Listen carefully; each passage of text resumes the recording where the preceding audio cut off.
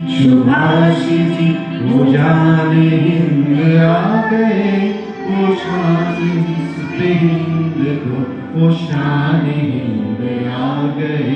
सुभाषिजी सुभाषिजी वो जाने हिंद आ गए, है नाज जिस पे हिंद को, वो शान हिंद आ गए। सुभाषिजी सुभाषिजी सुभाष जाने हिंद है, सुभाष शान हिंद है। सुभाष आने हिंद है, सुभाष माने हिंद है। सुभाषिजी सुभाषिजी वो जाने हिंद आ गए, है नाज जिस पे हिंद को, वो शान हिंद आ गए। सुभाषिजी सुभाषिजी। সুভাষচন্দ্র বোস, যে নামটা একসময় শুধু ভারতবাসী নয়, সমস্ত বিশ্ব নেতাদের মন তোলপাড় করেছিল, ব্রিটিশদের রাতের ঘুম কেড়ে নিয়েছিল। ভারতের সেই বীর পুত্রে আমাদের সবার প্রিয় নেতাজির জন্মদিন আজ। তাকে জানাই সশ্রদ্ধ প্রণাম। কিন্তু তার নেতাজি হয়ে ওঠার কাহিনী তো একদিনই নয়। তার পিছনে রয়েছে অক্লান্ত পরিশ্রম, অসংখ্য ত্যাগ, সুদৃঢ় পরিকল্পনা, আরেক শিশু মনের এক কোণে ছাই চাপা আগুনের মতো লুকিয়ে থাকা পরাধীনতার লজ্জার দাবানলে পরিণত হওয়ার নিদর্শন। ছোটবেলায় ইংলিশ মিডিয়াম স্কুলে পড়লেও তার মা প্রভাবতী দেবী ছোট্ট সুভাষকে রামায়ণ মহাভারতের সাথে পরিচয় করান। পরবর্তীকালে রামকৃষ্ণ পরমহংসদেব ও স্বামী বিবেকানন্দের উপদেশের সাথে পরিচয় করান। তখনকার যুব সমাজকে তোলপাড় করে দেওয়া আনন্দ মঠের সাথে পরিচয় করেন। হ্যাঁ, এই সেই আনন্দ মঠ, যাতে 1876 সালে রচিত বন্দে মাতরম গানটি প্রথম প্রকাশ করেন বঙ্কিমচন্দ্র। দেখতে দেখতে 150টা বছর পেরিয়ে গেছে সেই রচনার।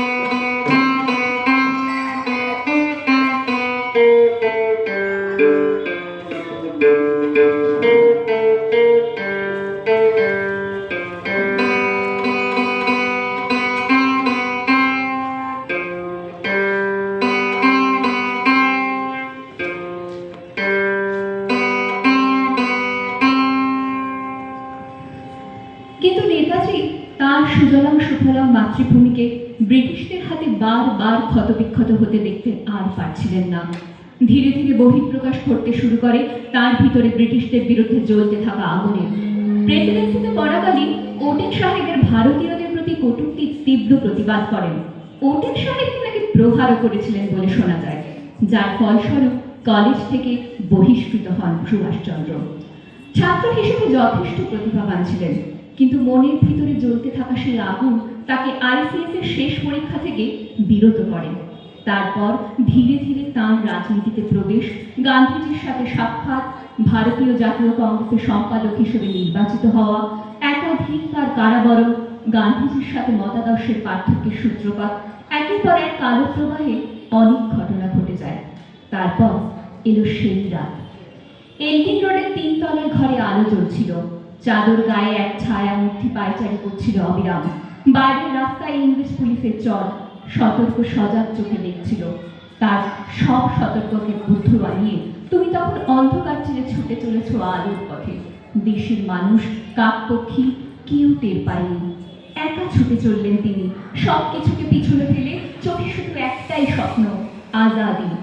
তোমার গন্তব্য ছিল স্বাধীনতা, তোমার পথ ছিল স্বাধীনতা, তোমার স্বপ্ন ছিল স্বাধীনতা, তোমার প্রেম ছিল স্বাধীনতা।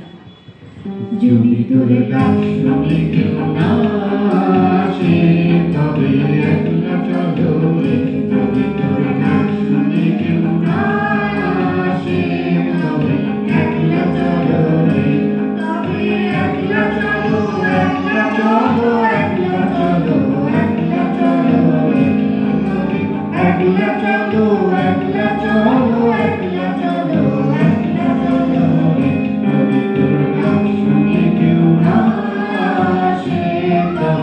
একলা চলো রে যদি কেউ কথা না কয় ওরে ওরে ও বাবা কেউ কথা না কয় যদি সবাই করে মুখ ফিরায় সবাই করে ভয় যদি সবাই থাকে মুখ ফিরায় সবাই করে ভয় তবে পরাণ খুলে তুই মুখ ফুটে তোর মনের কথা একলা বলো রে যদি তোরে ডাক শুনে কেউ না আসে তবে একলা চলো রে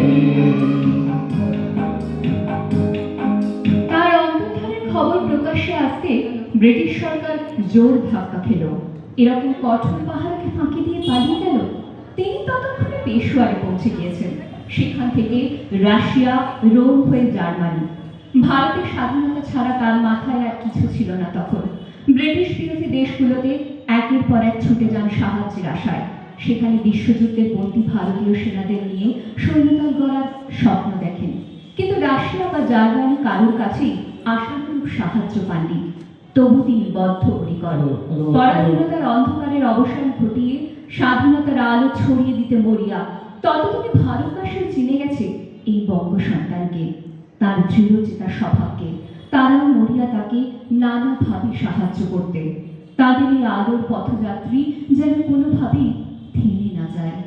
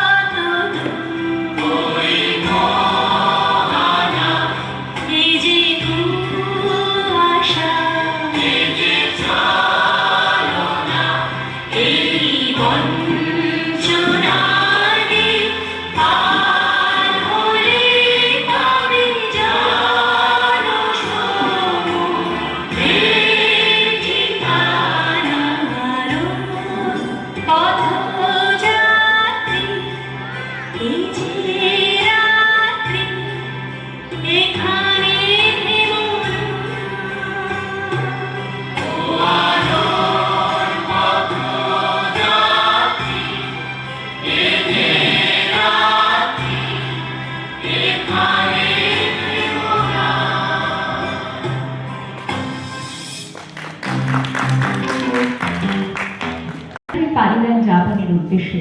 তিনি পৌঁছান তৎকালীন জাপান অধিকৃত সিঙ্গাপুরে এবং সেখানে বিপ্লবী রাষ্ট্রপতি বসু আইনের দায়িত্ব তুলে দেন নেতাজির হাতে। নেতাজি নতুন করে এ বাহিনীর নাম দেন আজাদ হিন্দ ফৌজ, যার মূল মন্ত্র ছিল ইত্তেফাক, ইতেমাদ, কুরবানি। এই বাহিনীতে নারী পুরুষ নির্বিশেষে সব ধর্মের মানুষ একসাথে দিল্লি চলো মন্ত্রে নিজেদের তৈরি করেন। দুঃসাহসের সাথে এই বাহিনী এগিয়ে চলে। উদ্দেশ্য ছিল বারবার পথে গিয়ে ইম্ফল ও কোহিমা হয়ে দিল্লির দিকে এগিয়ে চলা। ভারতবাসী আবার নতুন করে স্বপ্ন দেখতে শুরু করলো।